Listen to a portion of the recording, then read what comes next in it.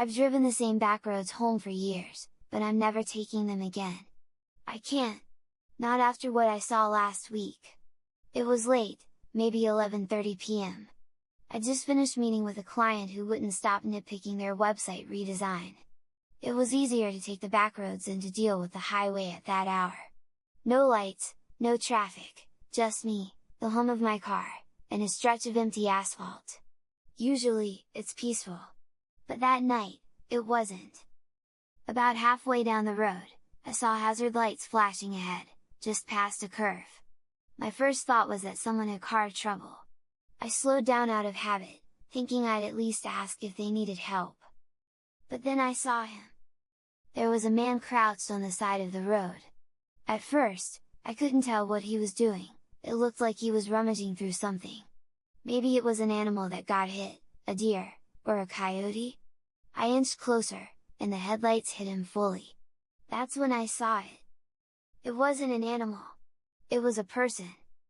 He was hunched over the body, his hands digging into its chest. Blood coated his face, dripping off his chin, and he was eating. Ripping off chunks of flesh with his teeth. I slammed the brakes, and the screech must have startled him because he looked up. For a second, we just stared at each other. I'll never forget his face. The wide, empty eyes. The blood smeared across his cheeks like war paint. And then he smiled, this slow, deliberate grin that made my stomach turn. His teeth were stained red. I don't know what I was thinking, but I just froze. My brain couldn't process what I was seeing. Then he stood up, and I swear to God, he started walking toward my car. No, not walking. Running! He came at me so fast I almost didn't react in time. My foot slammed on the gas, and the car jerked forward. In the rearview mirror, I saw him sprinting after me, his grin stretching wider. His legs moved with mechanical, inhuman precision. He chased me for about 100 feet before stopping, standing motionless in the middle of the road. I didn't stop. I didn't even breathe until I made it home. I parked in my driveway and sat there for a minute, shaking. I told myself it was just some lunatic high on drugs. That's what people tell themselves, right? It's easier than thinking about the alternative. My house isn't much, just a small one-story place with a decent yard. Normally, it feels safe. But that night, every shadow looked like him. I locked the doors and windows, double-checked them twice, and sat on the couch with my back to the wall. I don't even own a gun. The best I could do was grab the baseball bat from the closet. I didn't sleep. Every little sound made me jump, creaks in the floorboards, the wind brushing against the siding. When the motion sensor light over the garage flicked on around 2 a.m., my heart practically stopped. I peered through the blinds, but there was nothing there. Just the empty yard. Maybe it was a raccoon. Maybe. By morning, I'd almost convinced myself I'd imagined it all. Maybe it wasn't as bad as I thought. Maybe the guy was just some weirdo messing with me. But then I saw the footprints. Muddy, bare footprints leading up the driveway. They stopped right at my front door. I hadn't imagined it. Someone, no, he, had been there. After that night, my house didn't feel like home anymore. It felt wrong. Like I wasn't alone. I told myself I was just being paranoid. I even tried to rationalize the footprints, maybe it was some teenager pulling a prank. It didn't work. Deep down, I knew it was him. The second night, at around midnight, the motion light came on again. I didn't go to the window right away. I just sat there on the couch, gripping the bat, trying to convince myself not to look. But curiosity got the better of me. I pulled the curtain back just enough to peek out. There was nothing at first, just my driveway, empty and still. Then I noticed something by the porch, a small pile of neatly stacked rocks. They hadn't been there earlier. That's when my phone buzzed. It was a text from an unknown number. There were no words, just a picture. It was of my house, taken from the edge of my yard. In it, I could see myself through the window, peering out. My stomach dropped. I didn't sleep that night. The following morning, I called the police. The officer who came out was polite but skeptical. I showed him the picture, the footprints, and the rocks. He jotted everything down but didn't seem too concerned. "Probably just a prank," he said. "Kids messing around." I wanted to believe him, but I couldn't. "I'll forward this to our tech team," he added, holding up the photo I'd given him. "We'll also check the number and see who it belongs to. You'll hear from us soon."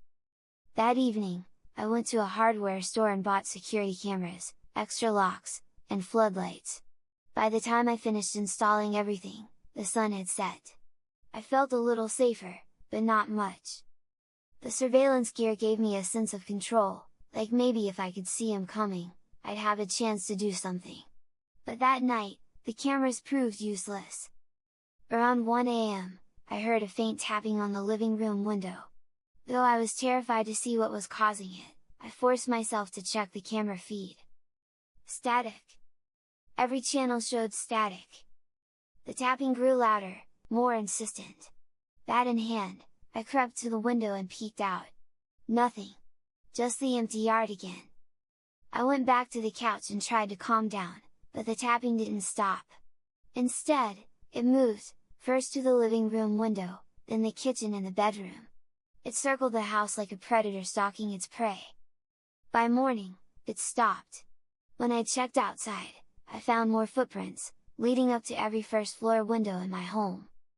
I called my best friend, Eric, and begged him to come over. I needed someone to talk to, someone to convince me I wasn't losing my mind. Eric showed up that afternoon, unconvinced but willing to help. "Look, man, it's probably some head case trying to scare you," he said. "But I'll stay a few nights if it makes you feel any better. Strength in numbers, right?" That evening, we stayed up late, drinking and trying to lighten the mood. For a while, it worked. I almost felt normal again. But as the hours passed, Eric's mood shifted. The alcohol and the long hours, they were enough to dull his caution. "Relax, Jared," he said, laughing off my warnings. "You're acting like this guy is the boogeyman or something." When his phone buzzed a moment later, he grabbed it and stood up. "I'll take this outside. It's loud in here." "Are you kidding me?" I snapped, alarmed. He grinned and pulled a small switchblade from his pocket, flicking it open. "I'll be fine. Let him try something. This'll handle it." I tried to protest, but he waved me off. "Chill out, man. I'll be back in 5. I watched him step outside and close the door behind him. At first, everything seemed fine. I could hear his muffled voice as he paced the driveway. But then I heard it, a short, gut-wrenching scream. "Eric!" I yelled, grabbing the bat and running to the door. The driveway was empty. Eric's phone lay face down on the concrete, its screen cracked. A dark, glistening trail of blood led from where the phone had fallen to the edge of the woods. My stomach churned. For a moment, I couldn't move. "Eric!" I called again, my voice cracking. Silence. I stumbled back inside and locked the door behind me. My hands shook as I dialed 911. The police arrived quickly this time. Maybe it was the panic in my voice, or maybe it was the blood. They combed the area with flashlights and dogs, but after hours of searching, they found nothing. No body! No sign of Eric! "Are you sure your friend didn't just wander off and hurt himself?" one officer asked. "No," I said firmly. "Mom," the cop responded. "How much did you say you boys had to drink tonight?" I know how this looks, but I know Eric. He wouldn't leave his phone behind. And there's so much blood. You don't really think he did that to himself, do you? Please, you've got to help him. "We'll keep searching," another officer promised. "Let us know if you remember anything else." I wanted to believe them, but their tone made it clear they didn't expect to find him. The next day, Eric's sister called me. She must have heard the news. "What happened?" she asked, her voice trembling. "Where's Eric?" I didn't know what to say. I don't know," I stammered. "He went outside, and then, he screamed. I called the police, but what? They didn't find him," I admitted, guilt knotting in my chest. Her sobs were the only response before the line went dead. That night, the cameras went staticky again. I stared at the flickering screens, dread crawling up my spine as each feed cut to a wall of distortion. My grip tightened on the bat, and I forced myself to move toward the kitchen window, hesitating with every step. I stopped just short of the window, my pulse pounding in my ears. Slowly, I reached out and unlatched it, sliding it open just enough to let the cold night air seep in. For a moment, there was only silence, and then I heard it. Hard. The voice was faint but unmistakable, drifting through the trees, taunting me. It sent a chill down my spine and made my skin prickle. Haraid! It called again in that same low, eerie whisper, dragging out each of the syllables. Rage surged through the fear gripping me. I leaned out of the window, gripping the frame with one hand and the bat with the other. "You hear me, you sick freak?" I shouted, my voice cracking. "I'm not scared of you! You think you can keep this up? You'll pay for this! You'll..." Movement caught my eye at the edge of the woods. My words faltered as he stepped into view. The pale light of the moon illuminated him, highlighting the sickly grin stretched across his face. He stood there, holding something in each hand. In his right, Eric's switchblade glinted menacingly. In his left, was a severed hand. Eric's severed hand. He raised it slowly, mockingly, and gave me a grotesque wave. Then, locking his empty eyes on mine, he brought it to his mouth. I choked back vomit. The sound of his teeth tearing into flesh was sickening, wet, and deliberate. He chewed slowly, savoring each bite, his grin never wavering.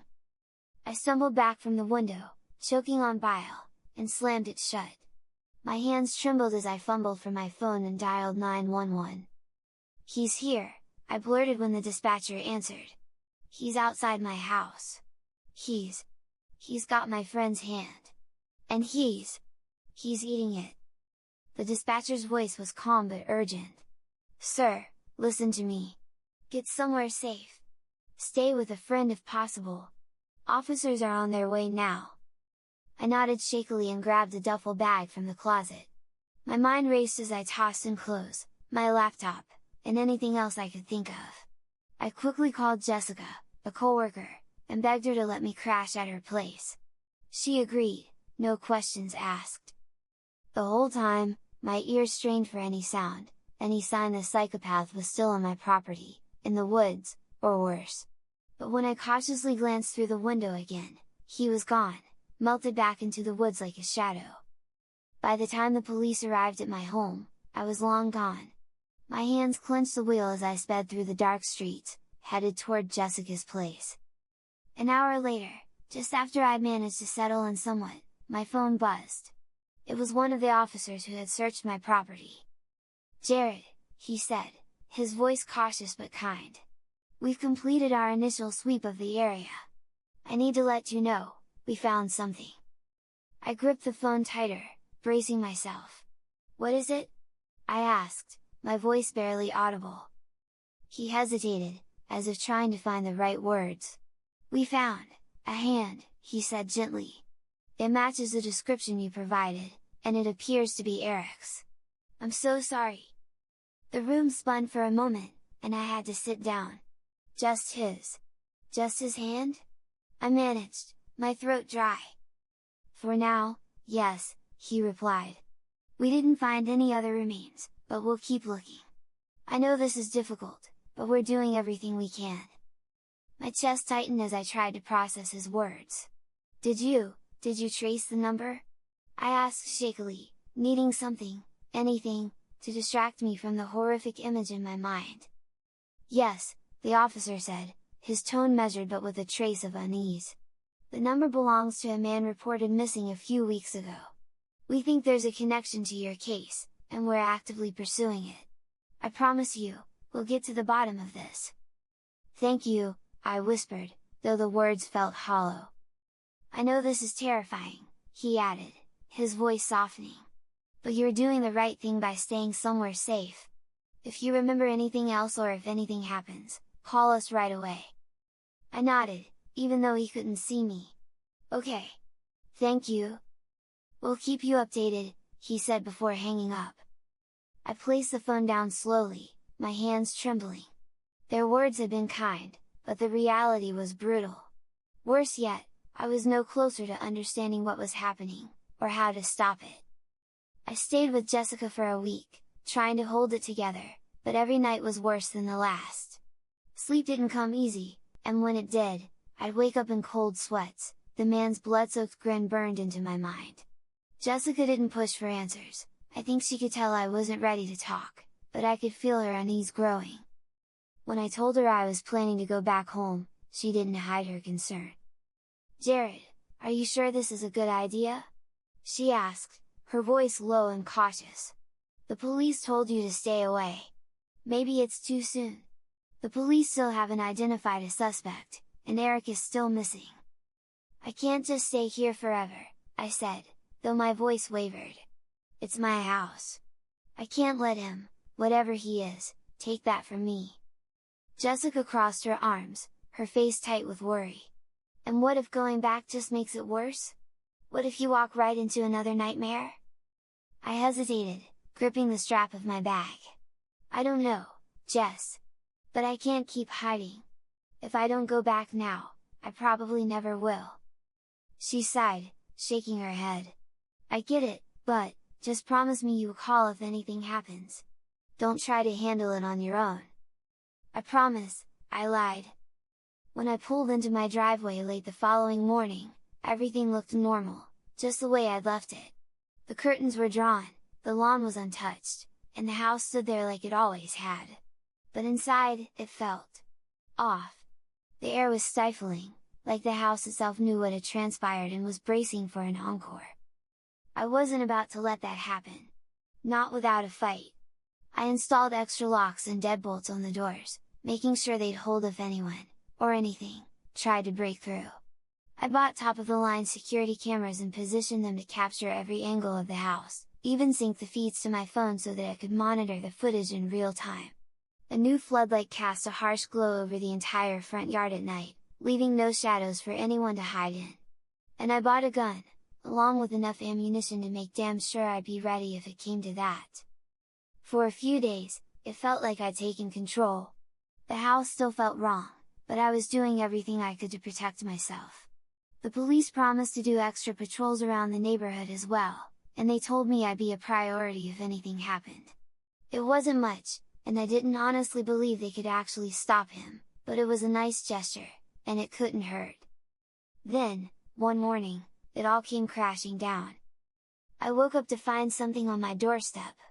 At first, I thought it was trash, a bone and some kind of meat, but then I got closer, and the smell hit me. The bone was long and white, streaked with fresh blood. The meat was raw and reeking, flies already buzzing around it. I staggered back, bile rising in my throat. By the time the cops showed up, I was in the kitchen, shaking so badly I could barely hold the coffee mug in my hands. They took pictures, bagged everything, and promised to look into it. But their faces told me everything I needed to know. They didn't have a clue what to do. The next day, it got worse. There were bloody smears on the walls and front door, streaked like someone had dragged their hands across the surface. The day after that, there were more bones, this time arranged in a spiral on the porch. I stopped calling the cops. What was the point? They couldn't stop him. No one could. That's when I started to unravel. Food didn't interest me anymore. I lived on coffee and scraps, barely tasting anything. Sleep wasn't an option. Every creak, every shift in the shadows sent me into a panic. I stopped going to work, stopped answering my phone. Friends and family tried to reach out, leaving voicemails that piled up, unheard. Jessica's voice got more and more worried each time, but I couldn't bring myself to answer. How could I explain any of this? I wasn't about to drag her further into it. This was my nightmare to deal with. I spent my nights in the dark, gun in hand, staring at the cameras, waiting for the static to return. Deep down, I knew it was only a matter of time. It was a little after midnight when I heard it. The sound was faint at first, just a whisper carried by the wind. But as it grew louder, my blood turned to ice. It was a voice, a familiar, sing-song tone drifting from somewhere beyond the house. Hard. I tighten my grip on the gun, the cold steel slick against my sweaty palms. Slowly, I made my way to the second floor bedroom window, where the sound seemed closest. The window was cracked open, letting in the cool night air. Hard. The voice called again. I grabbed a flashlight from the nightstand and shined it into the yard. At first, I saw nothing but the floodlit grass, still and empty. But then, he stepped into view. The beam of the flashlight caught his face first, grinning and blood-streaked, his teeth glinting like jagged shards of glass. He stood just at the edge of the woods, dragging something heavy behind him.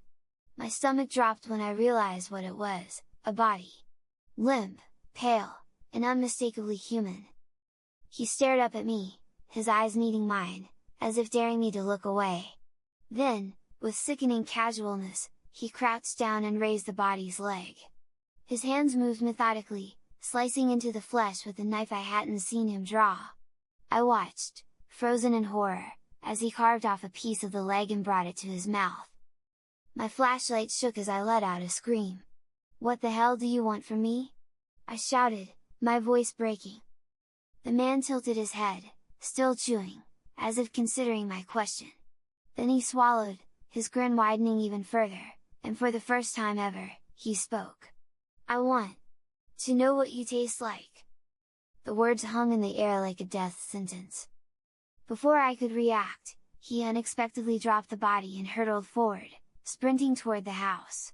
No, sprinting wasn't the right word. He ran on all fours, his movements jerky and unnatural, like a rabid animal. I stumbled backward.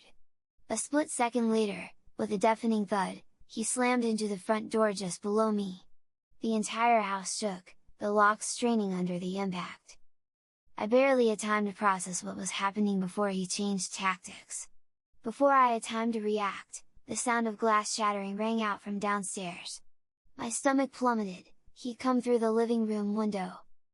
I scrambled toward the bedroom door, the gun clutched tightly in my hands. The sound of his footsteps pounding up the stairs was like thunder, each step faster and heavier than the last. When he burst through the door, I didn't think, I just fired.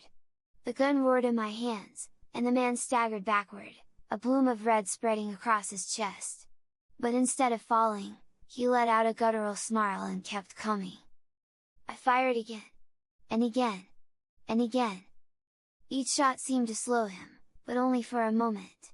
He was relentless, shrugging off wounds that should have dropped anyone else. Blood poured from his body, but he didn't seem to care. He lunged at me, grabbing my arm with an iron-like grip. I struggled, firing another shot into his shoulder, but he remained unfazed.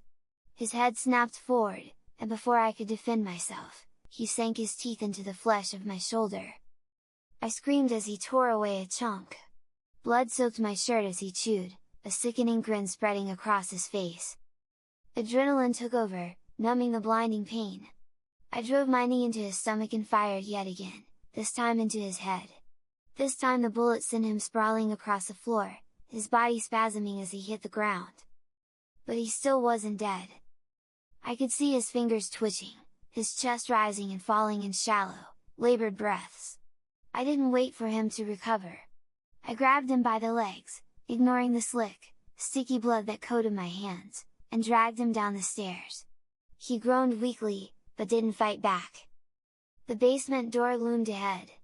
I flung it open and hurled him down the steps, his body thudding against one stair after the other until, finally, he connected with the concrete below. Slamming the door shut, I threw the bolt and shoved a heavy dresser in front of it for good measure. For a moment, there was silence, but it was short-lived.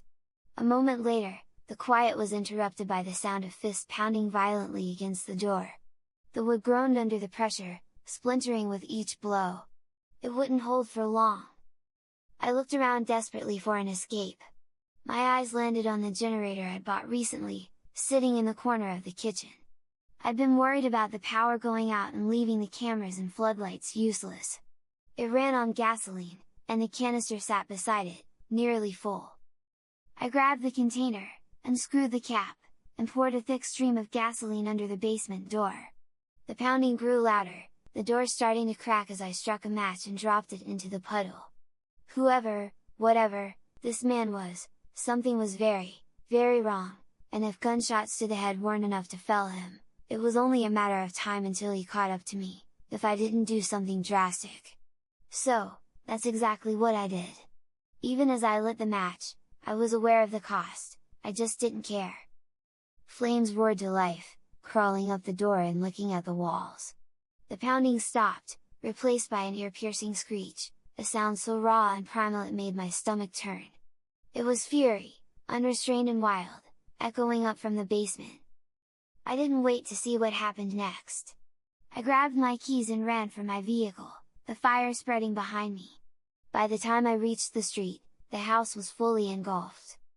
But even as I sat there, gasping for air in the front seat of my car, the sound of that screech echoed in my ears. I didn't stop driving until the sun came up. My shoulder throbbed where I'd been bitten, the wound bandaged clumsily with a strip of my shirt. The blood had soaked through hours ago, and the pain was excruciating, but I didn't dare go to the hospital, for fear of having to explain what had happened. I ended up in a motel on the outskirts of the next city, far enough that I hoped whatever that thing was couldn't follow. The room was cheap and grimy, but I didn't care. I locked the door, shoved the dresser in front of it, and collapsed onto the bed. Sleep came in fits and starts, every noise pulling me back to the surface. The next few days passed in a blur. I knew I couldn't go back, but I didn't know how to move forward either. The house was almost certainly gone, likely reduced to a pile of ash and rubble. I didn't stick around to talk to the fire department or the police, I couldn't risk it. What was I supposed to say? That some kind of monster tried to eat me, so I torched my own home to stop it? They'd lock me up before they'd believe me. I ended up moving to a new city, hours away. It wasn't much, just a studio apartment with a bolt-heavy door. I told myself it was a fresh start, a chance to rebuild. But no matter how hard I tried, I couldn't shake the feeling that it wasn't over. Every night, I triple-checked the locks and stared at the shadows in the corners, expecting them to move. I'd become paranoid and restless, every minor disturbance leaving me on edge. My dreams were worse. The intruder's face haunted them, his grin stretching wider and wider until it split his face in two, his teeth glinting red as he leaned in close, whispering my name. I'd wake up drenched in sweat, clutching the knife I kept under my pillow. I thought that maybe the memories would fade in time, and for a while, it seemed like they might. The city felt bigger and safer, and before long, the events that haunted me seemed more like a bad dream than something I'd actually experienced. But nightmares have a way of creeping into the real world when you least expect them. It happened on a Wednesday night. I came home from work, tired and hungry, ready to collapse on the couch with a cheap microwave dinner. But as soon as I reached my apartment door, my stomach turned. There was blood smeared all over it. Fresh and bright red, trailing down toward the floor. I froze. Slowly, I backed away and knocked on the landlord's door. She looked annoyed at first, but her tune changed quickly once I pointed out the blood. "Oh my God! Hang on," she said, grabbing the keys to the security office. "Let's check the cameras." We found the footage quickly. It was late the night before, around 3 AM, when movement was first captured on film. On the screen, the figure stood motionless in the hallway, facing my door, with something dark smeared across its face. Blood! So much blood! Even on the grainy black and white feed, I recognized the outline, its broad shoulders and unkempt hair. My blood ran cold as the figure moved, running its hands along my door, smearing the blood across it. Then, slowly, it turned toward the camera. Its face was partially obscured, but its grin was unmistakable. And as it leaned closer, filling the frame, its tongue darted out, licking its lips. As I watched in horror, it mouthed a single word. Hard. As the final syllable rolled off its tongue, the screen flickered once, twice, and then cut to static.